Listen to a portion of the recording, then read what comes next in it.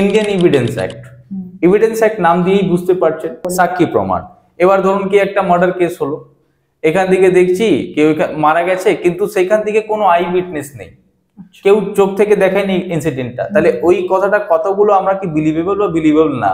কারণ শুধু একটা মানুষের উপর একটা এফআইআর হলেই সবকিছু না, তাকে তো প্রমাণ করতে হবে কে কে কে মেরেছে, কে গুলি চালিয়েছে, কোন ডাইরেকশন ছিল না ছিল। যদি এভিডেন্সই না থাকে তাহলে ক্রিমিনাল কেসের তো কোনো মানে থাকবে না।